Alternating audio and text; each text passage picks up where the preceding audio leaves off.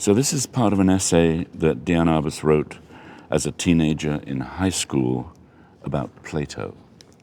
There are and have been and will be an infinite number of things on earth. Individuals, all different, all wanting different things, all knowing different things, all loving different things, all looking different. Everything that's been on earth has been different from any other thing. That is what I love, the differentness, the uniqueness of all things and the importance of life. I see something that seems wonderful. I see the divineness in ordinary things. 16? No? Yeah. And that could be on the wall to this exhibit. Absolutely. It's extraordinary to talk to you in this surrounding because, of course, the eyes catch you from individual works. For example, this young woman here. I mean, when you look at that individually, the gaze is quite powerful. And that I see in a lot of these, that the capturing of that really intimate moment. There was no coercion involved. And that's part of the art. Sincerity was palpable when she approached a person. She was interested in them. And they responded spontaneously to that interest. It was completely sincere. Somewhere over there's a photograph of a woman in her living room sitting on a couch holding a baby monkey. And Diane wrote to her husband and said, I took this picture. It's really a dumb picture, but I'm absolutely falling in love with it. It looks like her husband took it. Oscar Wilde wrote something about art that is created with love in your eye, which is to say that when a person makes a piece of art, I think he was talking about painting in this case, and they love the subject, it comes through, there's a way in which it comes through. Oh, you may have nailed it. And so Yeah, no, that's where great. the husband part feels like it comes Yeah, So, or just a love of humanity, of what it is to be human, with absolutely all of them. It took me decades to realize that she was completely non-judgmental. It doesn't mean that she didn't disapprove of what somebody might be doing or saying, but she was non-judgmental in that everyone is entitled to be whatever they are or whoever they are. The boy with the hand grenade. Yeah. Why do you think that has been a picture that's captured people's imagination? I guess it's the picture that everybody else would throw out. It's not little Jimmy being cute. It's little Jimmy showing himself in a complete berserko tantrum. Yeah, people sort of can't believe but do believe. Yeah. The extraordinary extent of his frenzy. And with the twins, why do you think the twins I mean, if you go to somebody who knows her work, those would be two that people would name. Twins is sort of almost, isn't it, the polar opposite of the boy with the hand grenade.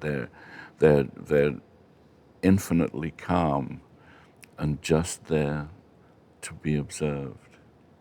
They're just there to look left, look right, look at everything, look at the dresses, look at the stockings. What makes us? And how incredibly important all these little decisions are. When I first saw a Diane Arbus picture, I had no idea it was a Diane Arbus picture. It was a picture on somebody's living room wall. And I almost ran out of the room, literally. I almost quit the job I was doing because I was so devastated by the image. Why? Because I didn't know I shared space on planet Earth with people like that. And if the world incorporated people like that, I had to learn something quick. About the world or about the craft you'd chosen? About the world, meaning it was like, who are these people? It's a nudist family sitting on the grass, and there was the back end of a big old 1960s car sticking into the side of the picture, and they are just so completely unbothered by their state that I thought they should have been bothered. And the fact that they weren't drove me nuts. Just destabilized you. Totally. It was like 2 years before I found out who'd taken the picture and wound up meeting her. So you weren't reacting as a photographer, you were reacting as a human. Oh my God, yes, absolutely. Do you have a favorite picture? That's it. That's I have it at home. I walk past it every day. I love it. I mean, now it took a long time. So what story does that picture tell you now? Oh, they're almost family. So they went from being so other. It worked. I finally learned what I was intended to learn. That idea of a contact with another person. We were talking at the beginning about whatever it was that made the subjects of these photographs feel so purely themselves that they could then be captured in that moment. Is that what these photographs are? Is, in other words, a record of a contact with another person? Famously, she did once refer to the photographs as her butterfly collection. Yeah. There they all are. These are the people I've met. And connected with, or had a contact with. Exactly. What we're witnessing maybe is the moment of that contact. Exactly. And it either happened or it didn't. Right. Now, as somebody who's printed these, are there moments where it didn't happen? Where, I mean, you've looked at the full panoply. I see what you mean. Are there bad ones? Yes. Yes. Yeah, absolutely. You know, particularly when they were on a job, she had to deliver a picture. Didn't happen, but they needed the picture. You know, yeah. I'm not going to tell you which ones I think. Meaning that's for you to decide whether she connected or not. The divine in ordinary things. What does that mean to you with respect to these photographs? Well, the use of the word divine is fascinating. Francine Prose wrote a beautiful piece when the original Revelation show came out, in which she talks about divinity, about it's practically a religion, this devotion to one's individual nature and the being, the ness of being, that it's everybody's absolute right, simply to be whoever they are, and suffer the consequences. Right. What posture was the art world in when she arrived, and why was she a challenge to it? Interestingly, since she was writing that stuff, since she was a teenager, she and her soon-to-be husband Alan were passionately interested in photography, and they went to what photography was available to be seen in exhibitions and so on. So she was acutely aware of what was presented on walls as fine photography. And as only people of an extraordinary nature, you could say of supremely high intelligence, which she was, are able to look at everything that's out there and conclude that they're all basically wrong in terms of how you actually communicate with photographs. She understood by looking at every imaginable kind of photograph, whether it's news photographs or snapshots or everything else, magazines and all the rest of it, she got it about what it is about photographs that you actually respond to. And so she started making her prints of her photographs exactly the way she wanted. While they absolutely did reference everything that had gone before, they were mostly rejecting a great deal of what had gone before. And she made these prints which looked nothing like anything on the walls of museums. She said point blank, I think my prints are better than everybody else's. How long would it take to make a picture, or how long would an individual session be? Photography or printing? Oh, I have printing questions, but I mean, at the This moment, is photography. Yes. Sometimes it was a person on the street. She would see something and say, oh my God, she would say whatever she said. My goodness, I'd like to take your photograph. And they stood there and got their picture taken. Click, gone, one frame. Other times, Eddie Carmel, the Jewish giant, she photographed in 1960 on 35 millimeter. She'd met him in Coney Island, where he was, I think, the world's tallest cowboy or something in a freak show. Mm-hmm. And then she was pursuing a different approach. She wanted a picture, she was photographing families, I believe. And she went back in 1970, 10 years later, photographed him because she'd been in touch, photographed him in exactly the same room with his parents, but on 2 1/4 with a flash, just she wanted it. done the way she was working then. Yes. So that's a 10-year session. 10-year session. Yeah. Explain the process when you first started making her prints. So she had a darkroom in the basement of an apartment building on Charles Street. And I was taken to the darkroom, given the key, and given a negative and said, see what you can do. And there were, it's creepy. This is a recently dead person. Yeah. In a very intimate space. Right, exactly. Darkrooms are so personal. You work in the dark, or you work in either total darkness or near darkness. You basically go by touch. You reach for things and they're there. They're your things, and these were her things. And so I had to feel my way into what she'd done and how she'd done it. There were Alan, her husband, who was living on the West Coast at this point. In fact, her former husband at this point was a technical obsessive, and he had left her detailed instructions about mixing chemistry. And so I was able to follow that, and gradually discovered that she printed in a way that no one else on earth I've ever heard of printed. She almost never, dodged or burnt, which was the way Ansel Adams and everybody else turned their pictures into magic, by waving their hands under the enlarger and adding light here and taking it away there and so on. She didn't do that. And because a flash newspaper photograph doesn't do that, really, and a snapshot doesn't do that. What you get is what you lay down, and that's what she did. That's what she laid down is what she got, except that she used techniques that Alan had guided her into, which produced incredibly rich images, sort of lush images, even if you got the exposure wrong, which she often did. Meaning you can mess up and still get a beautiful print the way she worked. And I had an exhibition print of hers, and then I would make a print.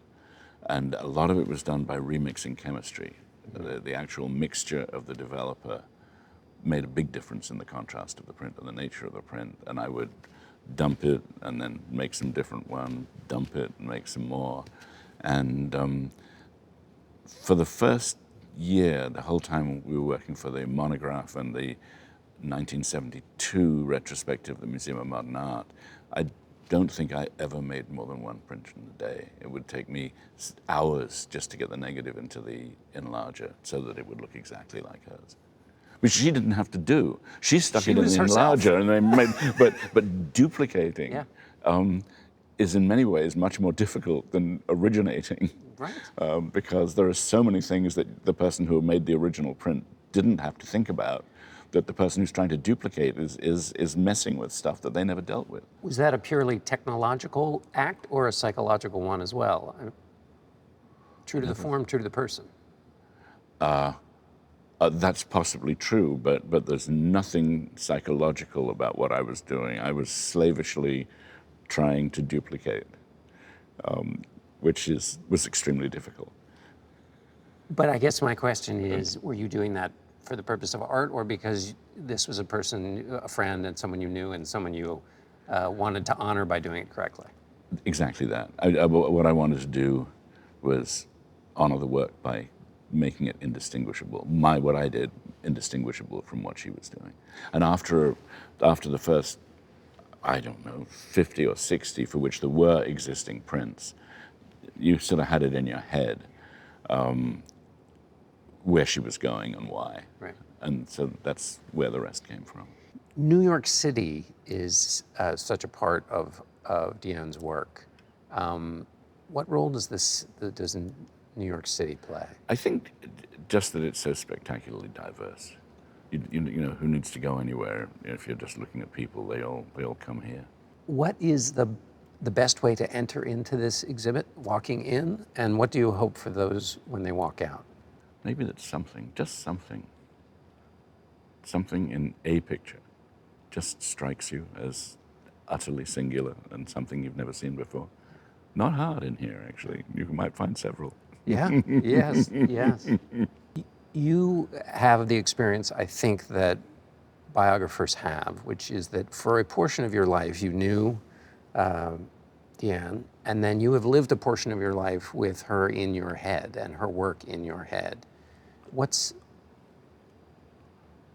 that like? Well, I came to the United States having trained to be a commercial photographer. I did an apprenticeship in a terrific studio in New York, met Diane, finished my apprenticeship, and then became utterly immersed in her work and became unemployable as a commercial photographer because I was completely incapable of generating artifice. It just was unnatural to me to fabricate unreality, whereas I was completely in, and I carried that to my detriment for 50 years, meaning I was still, when I was sort of wrapping up my career, trying to persuade pharmaceutical companies to have real people in their pictures. I mean, not really hard. I mean, I knew where my bread was buttered. Right. But I always believed, I actually believed that they'd be better off choosing reality rather than trying to fabricate some imagined reality. Yeah, the last time I basically worked for that company, the art director working for the company said, I want everybody to look as if they're in the J. Crew catalog. And it was like... Is there a way in which that view, that commercial view of the way we're all supposed to look, acts as a useful foil to what's in here? In other words, it refreshes some of these images because we all retain that expectation that they are a challenge to.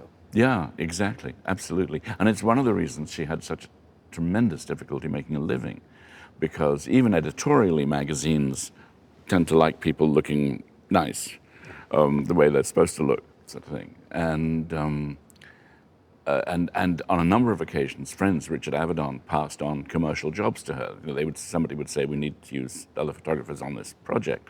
And she would take these disastrous photographs that, you know, that no right-thinking advertising man would dream of publishing.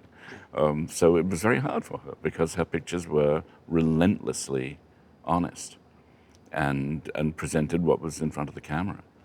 And that was unacceptable commercially. When we think about what makes people tick and somebody who's making a photograph, are we as the viewers equal participants in that search? In other words, it's not something that the photographer does and then says, here, I have delivered it to. But there's something incomplete about it that we then fill as a viewer and participant. You have to look. You have to look, and you look. And what is wonderful about the medium is what's he got on his coffee table? It's all the extra stuff, the stuff that nobody saw when the picture was taken. But it's there in the photograph, and you look and you begin to put this person's life together. And you start to tell yourself a story. Yeah. The point is about Arbus pictures, what was so devastating when they originally emerged, basically in 1972 for Sirius, or 67 in the New Documents show, was that because of the technical approach that she brought to her work, which was completely different from everybody else at the time, people believed photographs. And they were in many cases, offbeat subjects, and they scared the heck out of people. People had no idea how to deal with it. Now, was it because they'd never seen anything technically that way, or? Yes, I mean, the pictures in the Museum of Modern Art were Ansel Adams or Paul Caponegro, and everybody sensed, they knew, particularly people who knew anything about photography, that these pictures were the result of a master craftsman working in the darkroom. Yes. Diane's pictures looked like a snapshot or a newspaper photograph, both of which everyone believes. So they were more true in a way? Yes, they believed them. You know, they weren't. This wasn't somebody's creative output. Yeah. It was a record of something that was real. And if you'd never seen it before, it could be deeply disturbing. And yet, that isn't to say that it wasn't deeply intentional, that there wasn't craft behind it. Oh, absolutely. And beyond craft, she reinvented how photographs are understood. Yeah. And nobody realized that. You know, a lot of people were deeply offended by it. Offended why? They were offended because they didn't look like art photographs. Yeah. They looked like pictures you can believe. Was that sense of offense masking maybe a kind of a challenge? Oh, yeah. Oh, yeah. And was it a challenge to the form or to our humanity? Because sometimes it confronts you with, I mean, a number of things. Loneliness, well, How about an obsession with personal beauty? I mean, Susan Sontag famously took on that original show and chastised Arbus for showing all these hideous, ugly people. She said, when you take a picture of a dwarf, what you get is a dwarf. What Diane was doing, and it's incredibly well documented now, although it wasn't at the time, is she said, no, these are people. And here they are. You'd better get used to it. And Sontag's obsession was with physical beauty. She didn't think anybody who wasn't beautiful had a right to be on the planet. You know, and Arbus was saying, no, look at these people. They're all amazing and they all have souls. and that's the key, is the idea that, well, let me ask it this way. Diane photographed up and down the range, celebrities to people who weren't often photographed. Right. Why was that important, and what does that tell us? She wasn't really interested in the celebrities. They were all commercial jobs. She was much more interested in people who had no celebrity. So they just finance the other work? Exactly. basically? Absolutely. Yeah. And yet, in a way, of course, when you see a celebrity right next to a, let's call them a regular person, or a person who might not be photographed, certainly not in the celebrity Right. context, there is a conversation that goes on. Oh, yeah. I mean, yeah, no, it's here. Yeah. Yeah, absolutely.